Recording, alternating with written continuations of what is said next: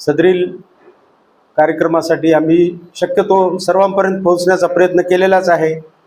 जरी समजा नजरचुकीनं कोणाला आमंत्रण पत्रिका जर भेटली नसेल तर आमचं हेच निमंत्रण आपणास समजून आपण सदरील कार्यक्रमास उपस्थित राहावे ही भोसीकर परिवारातर्फे आपणास मी नम्र विनंती करतो.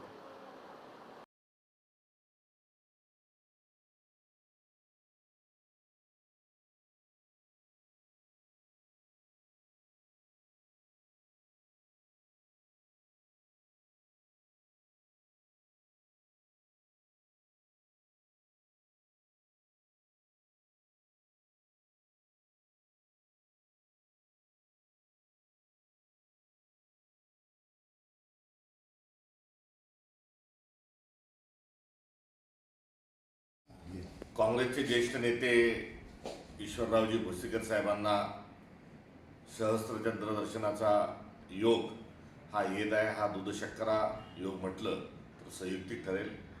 काँग्रेस पक्षाचे एक संघर्षशील कार्यकर्ते ते नेते असा त्यांचा एक प्रवास आहे. कंधार तालुका काँग्रेस कमिटीच्या अध्यक्षपदापासून त्यांची राजकीय कारकीर्द सुरू झाली. त्यामध्ये संघर्ष असो, जेलमध्ये जाणं असो, या सर्व भूमिका पार पडत असताना एकदा विधान परिषद, एकदा विधानसभा याचं देखील नेतृत्व करण्याचा मान बहुमान हा त्यांना मिळालेला आहे. असं जुन्या पिढीतील एक जाणतं नेतृत्व जे कापूस एकाधिकाराच्या अनुषंगानं असेल, रोजगार हमी योजनेच्या अनुषंगानं असेल, कष्टकऱ्यांच्या शेतकऱ्यांच्या अधिकाराच्या अनुषंगानं असेल, हा सगळा लढा ते लढलेत आणि या काँग्रेस पक्षाच्या एका महत्त्वपूर्ण अशा आंदोलनामध्ये त्यांचं योगदान लाभलं आणि तद्वतच नांदेड जिल्हाच नव्हे तर महाराष्ट्राच्या विकासामध्ये, समाजकारणात, राजकारणामध्ये त्यांचं महत्त्वपूर्ण योगदान आहे.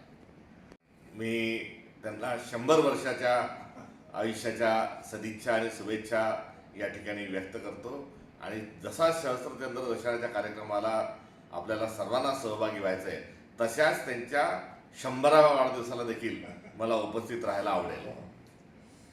मी त्यांना 100 वर्षाच्या आयुष्याच्या सदिच्छा आणि शुभेच्छा या ठिकाणी व्यक्त करतो आणि जसा सहस्त्रचंद्र दर्शनाच्या कार्यक्रमाला आपल्याला सर्वांना सहभागी व्हायचं आहे तशाच त्यांच्या 100व्या वाढदिवसाला देखील मला उपस्थित राहायला आवडेल.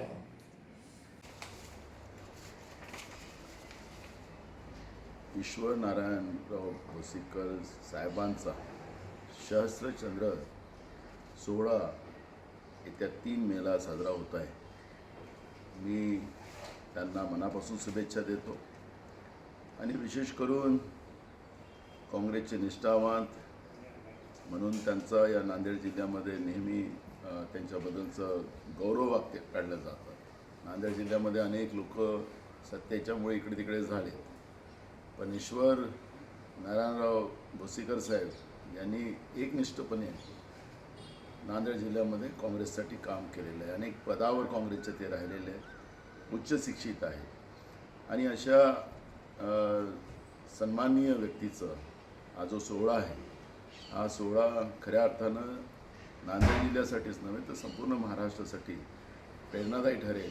आजही या वयामध्ये ते ताकदीनं लोकांचं काम करतात, जनसेवा करतात.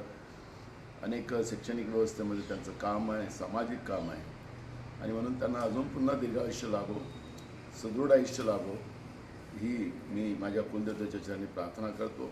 मी स्वतः या सोहळ्याला उपस्थित आहे. भोसीकर साहेब म्हणजे एक मोठं नाव, ज्येष्ठ नेतृत्व. काँग्रेस पक्षामध्ये ज्यांच्याकडं आदराने पाहिलं जातं अशापैकी एक नेतृत्व म्हणजे भोसीकर साहेब. त्यांचा सहस्त्रचंद्र दर्शन सोहळा मे महिन्यामध्ये होतो आहे. त्यांना या कार्यक्रमाच्या निमित्तानं मी शुभेच्छा देतो. त्यांच्यापेक्षा तुम्ही खूप लहान आहे अनुभवाने, वयाने, सगळ्यांच्या इच्छा, पण त्यांचं मार्गदर्शन आम्हाला पुढच्या काळामध्ये लाभो हीच ईश्वरचरणी प्रार्थना करतो. त्यासाठी त्याचं आरोग्य उत्तम राहो ही एक ईश्वरचरणी प्रार्थना करतो. त्यांना मनापासून शुभेच्छा देतो. ईश्वरराव भोसीकर साहेब आणि सरस्वती आई भोसीकर यांचा सहस्त्रचंद्र कार्यक्रम नांदेड येथे आयोजित करण्यात आलेला आहे. भोसीकर साहेब हे माझे काका म्हटलं तरी काही हरकत नाही, कारण की दादासाहेब रासू गवई त्यांना ते आपले लहान भाऊ मानत होते. भोसीकर साहेब हे तळागाळातून वरती आलेले आहेत.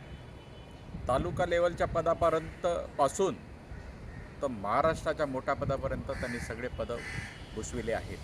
त्यांना तळागाळातील समस्या समजतात आणि महाराष्ट्र राज्य पातळीवरतीही समस्या समजतात. 1962मध्ये ते विधान परिषदेचे सदस्य झाले आणि 1982मध्ये ते विधानसभेचे सदस्य झाले. आणि जेव्हा ते विधानसभेचे सदस्य झाले तेव्हा त्यांनी नांदेडमध्ये शेकापचा जो छाप होता, शेकापची जी ताकद होती ती संपुष्टात आणली. ते आमदार तर झालेच, पण त्याचबरोबर त्यांना पक्ष बांधणीच्याही जबाबदाऱ्या त्यांच्यावरती सोपायला गेल्यात.